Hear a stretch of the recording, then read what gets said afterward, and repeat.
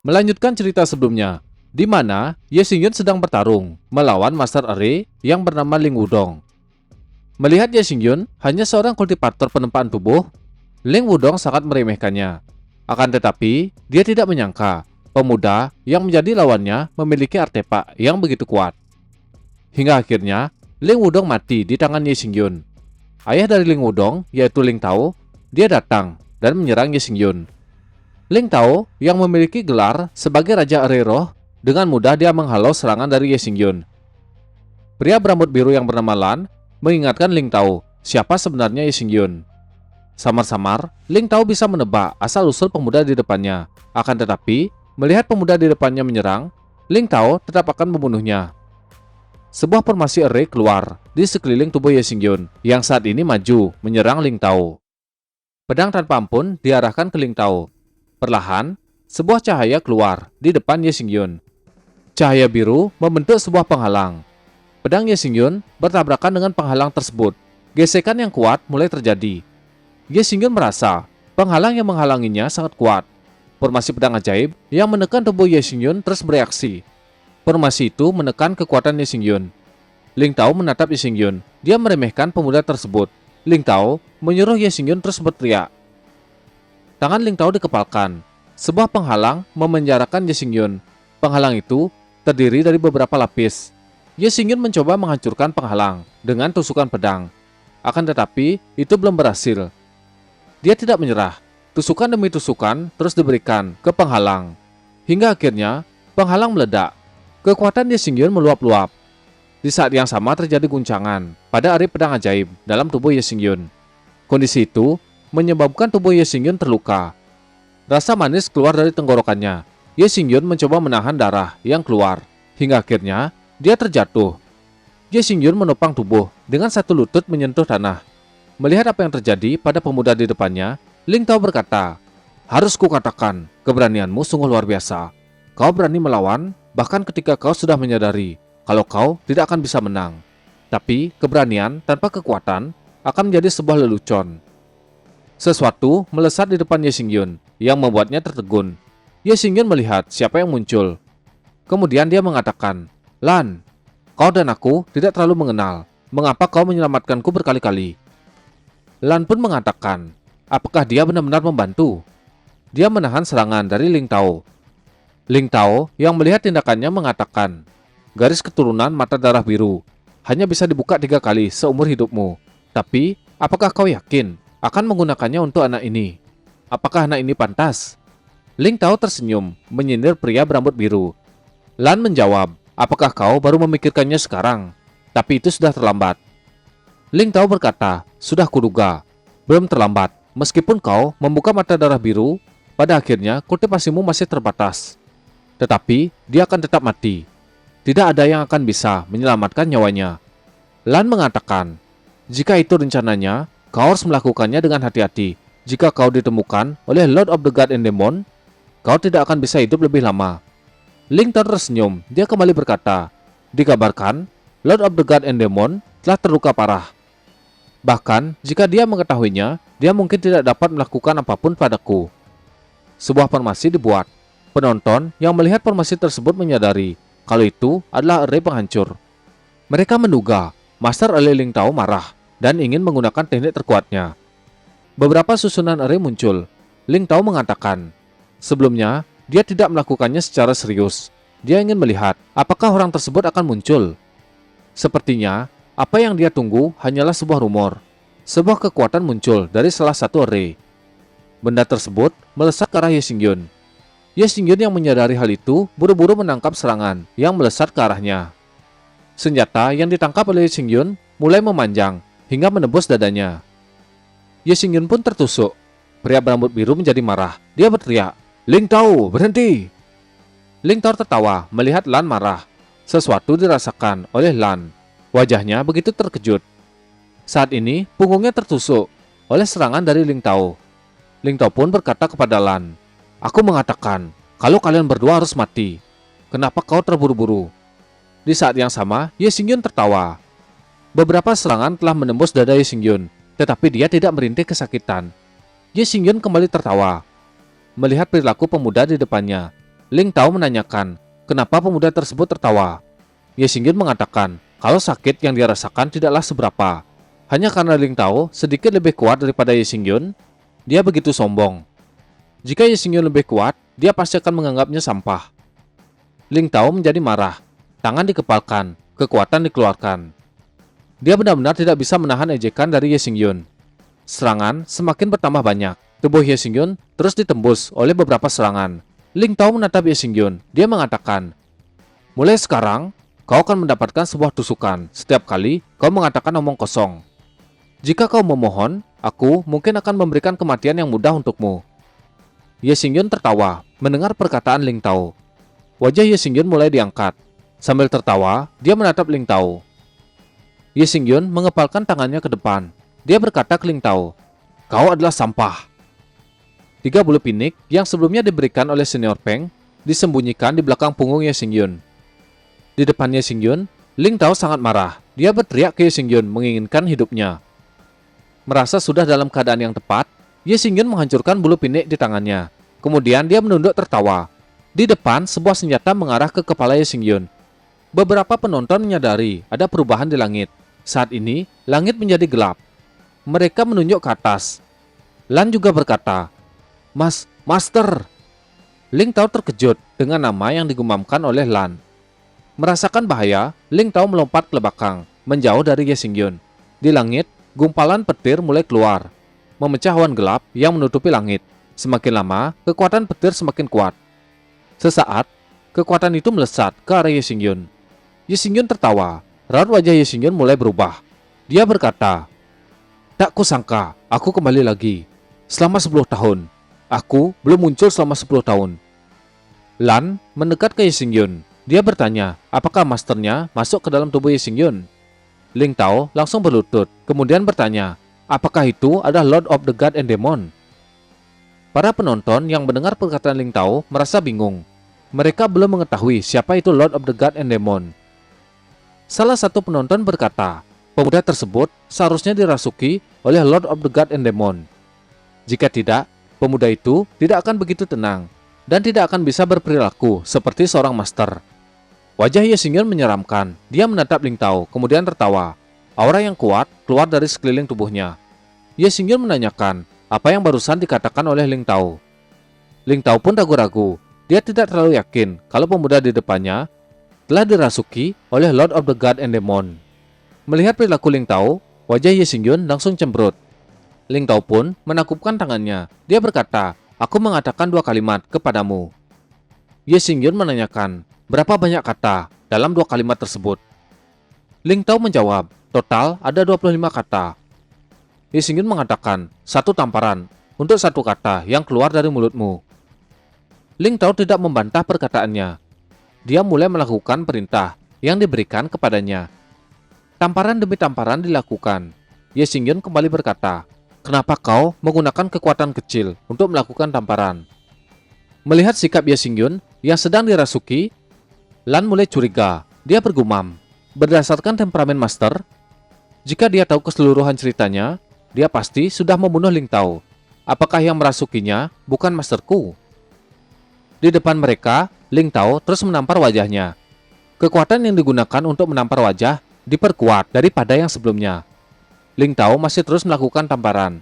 Sesaat, Ling Tao pun berhenti. Dia bertanya, apakah master di depannya merasa puas dengan tamparan yang telah dia lakukan?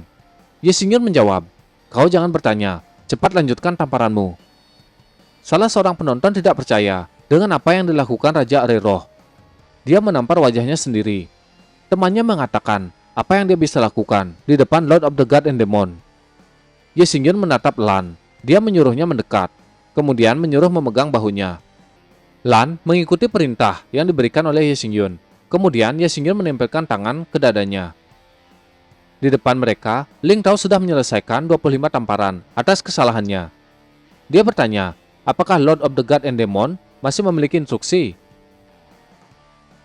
Saat menatap Ye Xingyun, dia merasa ada yang aneh. Ye Xingyun bertanya, Ling Tao, apakah 25 tamparan tadi terasa menyenangkan? Sebuah kekuatan menyelimuti tubuh Ye Xingyun. Ling Tao menjawab, kalau hukuman yang diberikan kepadanya tidaklah berat. Ye Xingyun yang mendengar hal itu menyuruh Ling Tao terus menampar wajahnya. Kemudian Ye Xingyun tertawa terbahak-bahak. Sebelum dia berteleportasi, Ye Xingyun berkata, "Dasar sampah, lain kali kita bertemu, aku akan mengambil nyawa anjingmu." Jari tengah diacungkan oleh Ye Xingyun kepada Ling Tao. Merasa ada yang salah, Ling Tao tersentak. Dia berteriak, "Kau bukan Lord of the God and Demon." Kekuatan yang kuat dikeluarkan olehnya. Dia sangat marah karena merasa sudah ditipu. Kemudian dia berteriak, "Beraninya kau menipuku. Aku tidak akan membiarkanmu pergi." Ye Xingyun tertawa terbahak-bahak melihat Ling Tao yang sudah dibodohi.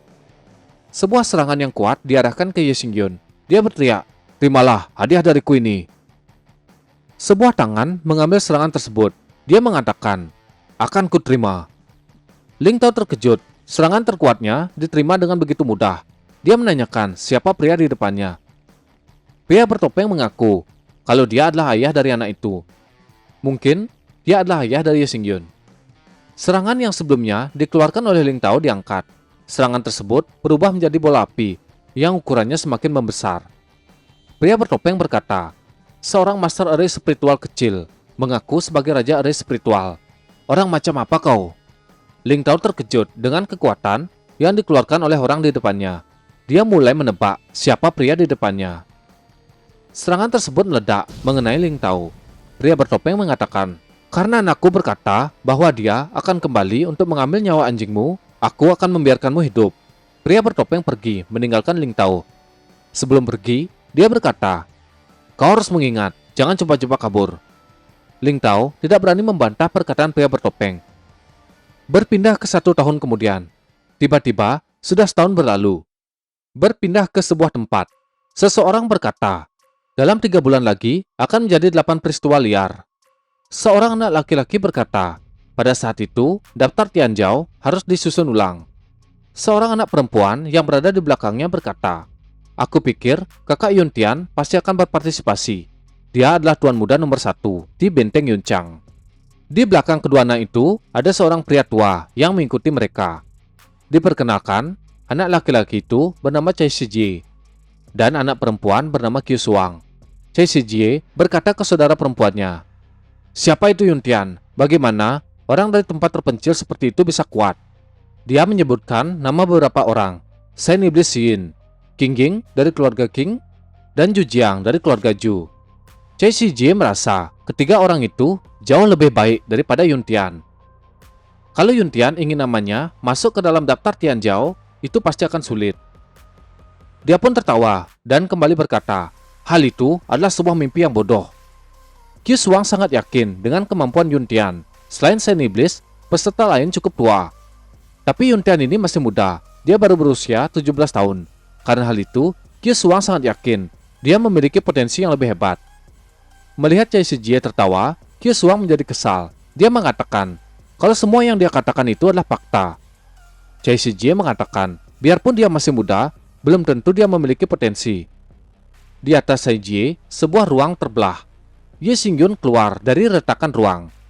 Cai Shijie merasa ada suara yang aneh. Qiu Shuang yang melihat seseorang jatuh dari langit, dia terkejut dan berteriak, "Saudara Cai Shi, awas!" Ye Xingyun pun terjatuh menimpa tubuh Cai Shi, yang membuat Cai Shi terkejut melihat seseorang tiba-tiba muncul di atasnya. Jatuhnya Ye Xingyun membuat tanah di area tersebut hancur hingga membentuk sebuah lubang. Ye Xingyun menimpa kaki Cai Shi. Qiu Shuang tidak mengerti bagaimana pemuda tersebut bisa terluka seperti itu. Sedangkan Cai Shi berteriak kesakitan karena kakinya hampir patah ditimpa oleh Ye Xingyun. Dia mencoba melepaskan diri dari Ye Xingyun yang menimpanya. Sedikit kesal, dia memberikan tendangan ke tubuh Ye Xingyun. Berbeda dengan Qiu Shuang, dia mendekat dan merangkul Ye Xingyun. Saat ini Ye Xingyun tidak sadarkan diri. Qiu Shuang berteriak, "Kakek Sang, kemari dan lihat." Tampaknya dia terluka parah. Cai Shi masih kesal. Dia berteriak, "Sepupu, kenapa kau sangat khawatir dengan lukanya? Di sini akulah yang terluka." Kakek Sang langsung mendekat. Cai Shi merasa kesal. Dia berkata, "Jangan ke sana. Orang ini sangat aneh. Dia terjatuh dari langit tanpa alasan. Jika kita menyelamatkannya, bukankah itu akan melawan langit?" Kakek Sang tidak mempedulikan perkataan Cai Shi. Dia mencoba melihat keadaan Ye Xingyun. Cai Shi yang tidak sependapat, dia pun berteriak, meminta kakek Sang mematuhi perintahnya dan tidak melawan langit. Kyu Suang merasa kesal dengan sikap Choi-si. Dia berteriak, "Bagaimana kau bisa mengatakan hal itu dengan serius?" Sesaat, Ye Xingyun pun tersadar. Dia membuka matanya. Kakek Sang bertanya, siapa nama pemuda di depannya, dan menanyakan kenapa dia bisa terluka parah. Kembali ke waktu, saat Ye Xingyun memasuki lorong teleportasi, dia melintasi lorong dengan Lan. Ye Xingyun menanyakan, apakah nama masternya begitu mudah untuk digunakan? Mendengar hal itu, Lan tidak menyangka kalau Ye Xingyun ini benar-benar menipu semua orang. Ye Xingyun memegang leher Lan sambil mengatakan, kalau dia tidak menggunakan trik seperti itu, mereka tidak akan bisa pergi dari tempat tersebut. Dari portal, tempat Ye Xingyun melarikan diri, terdengar sebuah teriakan. Itu adalah Ling Tao. Dia sangat marah dengan tipuan yang dilakukan oleh Ye Xingyun. Dari portal yang akan tertutup, sebuah serangan muncul. Itu adalah teknik yang dikeluarkan oleh Ling Tao. Serangan itu mengarah ke Ye Xingyun, hingga akhirnya Ye Xingyun mendapat tusukan di beberapa bagian tubuhnya. Begitu juga dengan Lan. Itulah penyebab Ye Xingyun terluka parah. Kembali ke saat ini, Ye Xingyun pun mengatakan namanya kepada kakek Sang. Dia juga bergumam, terperangkap di terowongan ruang dan waktu selama 1 tahun dan terpisah dari Lan.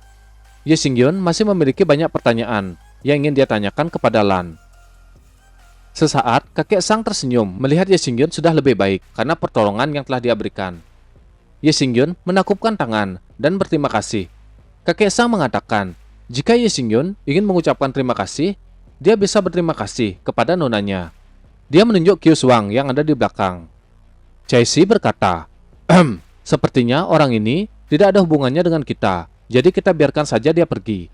Kyu Suang memperkenalkan diri, mengatakan pertemuan mereka adalah sebuah takdir. Di tempat ini terdapat banyak monster, maka dari itu Ye Xingyun diminta ikut bersama mereka. Kyu Suang maju mendekat ke Ye Xingyun. Dia mengeluarkan sebuah pil dan mengatakan kalau itu adalah pil penyembuhan. Kemudian memberikannya kepada Ye Xingyun. Dengan cepat, Choi-si mengambil pil tersebut. Dia berkata, "Sepupu, ini pil kelas 3 dipersiapkan oleh klan untuk menyelamatkan hidupmu. Kenapa kau memberikannya begitu saja?" Kyu Suang meminta pilnya. Dia mengatakan kalau pil tersebut adalah miliknya, terserah mau diapakan. Dia meminta Choi-si mengembalikan pilnya. Mereka berdua mulai bertengkar karena perbedaan pendapat yang mereka miliki. Kyu Suang mengambil pil tersebut secara paksa dari tangan Choi-si, kemudian memberikannya kepada Ye Xingyun. Hal itu membuat Ye Xingyun merasa senang. Dia pun mengucapkan terima kasih. Mendengar perkataan Ye Xingyun, Choi-si menyindirnya, mengatakan dia adalah orang yang tidak tahu malu karena hanya membalas dengan ucapan terima kasih. Ye Xingyun mengatakan kalau saat ini dia benar-benar membutuhkan sebuah pil penyembuhan. Dalam hati, Ye Xingyun bergumam, pada akhirnya, jika aku tidak terperangkap di lorong ruang dan waktu selama setahun, aku tidak membutuhkan pil penyembuhan. Melihat Ye Xingyun sudah lebih baik, Kyu Suang merasa senang. Sesaat, Ye Xingyun mengeluarkan sebuah buku. Dia mengatakan buku tersebut adalah sebuah teknik dasar. Ye Xingyun ingin menukarnya dengan pil yang diberikan kepadanya. Kyu Suang menyuruh Ye Xingyun tidak mendengarkan apa yang dikatakan oleh saudaranya. Pada akhirnya, Kyu Suang menerima buku tersebut. Kemudian dia membukanya. Wajahnya dipenuhi keterkejutan. Dia berteriak, "Seni bela diri tingkat dasar?" Kemudian, dia bertanya kepada kakek Sang, orang macam apa Ye Xingyun ini? Kenapa dia bisa memberikan sebuah teknik dasar dengan begitu mudah? Itu adalah hal yang berharga. Merasa penasaran, Kyu Suang ingin bertanya kepada Ye Xingyun untuk menghilangkan keraguannya. Akan tetapi, pembicaraannya dipotong oleh Choi-si. Dia mengatakan, kemungkinan besar pemuda tersebut mencuri teknik bela diri. Di dalam kereta, Ye Xingyun sedang memulihkan diri. Dia sudah terjebak selama setahun dalam ruang dan waktu, dan ingin bergegas pergi ke tanah suci Yuncang. Pil yang dimiliki oleh Ye Xingyun juga sudah habis. Maka dari itu, dia harus meluangkan waktu untuk melakukan alkimia. Sesaat, Kyu Suang membuka tirai. Dia bertanya ke Ye Xingyun, apakah Ye Xingyun ini adalah salah satu putra dari 8 keluarga besar? Ye Xingyun menjawab, kalau dia bukanlah salah satu putra dari 8 keluarga besar. Kyu Suang kembali bertanya, bagaimana Ye Xingyun bisa memberikan seni bela diri tingkat dasar dengan begitu mudah? Ye Xingyun terdiam mendengar pertanyaan dari Kyu Suang. Merasa tindakannya sudah kelewatan, Kyu Suang menjadi malu. Dia menggaruk kepalanya dan meminta maaf kepada Ye Xingyun. Sesaat, Kyu Suang menanyakan apakah Ye Xingyun ingin berpartisipasi dalam festival Bahuang. Akan tetapi, Kyu Suang tidak mengerti mengapa Ye Xingyun tidak memiliki fluktuasi kekuatan spiritual. Apa mungkin kultivasinya terlalu tinggi hingga dia tidak bisa mendeteksinya? Ye Xingyun terlihat bingung. Dia tidak mengetahui tentang festival Bahuang. Melihat respon dari Ye Xingyun, Qiu Shuang merasa kecewa karena Ye Xingyun tidak mengetahui festival Bahuang. Qiu Shuang pun menjelaskan kalau itu adalah acara besar di benteng Bahuang. Peristiwa itu juga menentukan posisi peringkat pada daftar Tianzhou. Dia juga bertanya, apakah Ye Xingyun tidak berasal dari benteng Bahuang? Cai Xi merasa aneh dengan obrolan saudaranya. Qiu Shuang kembali menjelaskan, kalau seseorang bisa menjadi peringkat pertama dalam daftar Tianzhou, mereka dapat menyerap kekuatan spiritual yang ditinggalkan oleh seseorang yang sangat kuat. Mendengar hal itu, Ye Xingyun mengangkat tangannya. Dia benar-benar tidak tertarik dengan hadiah tersebut. Melihat Ye Xingyun buru-buru menolak, Qiu Shuang mencoba menjelaskan. Orang kuat yang meninggal ini dikubur di benteng Bahuang 100 tahun yang lalu. Dia memiliki 6 lengan, 2 lengan seperti lengan manusia, dan 4 lengan lainnya seperti lengan hewan. Wajah Qiu Shuang sangat serius. Dia kembali menjelaskan, orang tersebut sangat aneh. Meskipun dia sudah mati, tapi kekuatan spiritualnya masih ada. Pada saat itu, Sangwan Qiaqu, patriark keluarga Sangwan, menerobos ranah emperor ke ranah penyerapan. Ye Xingyun tertegun. Sepertinya dia mengingat sesuatu terkait seseorang dengan 6 lengan.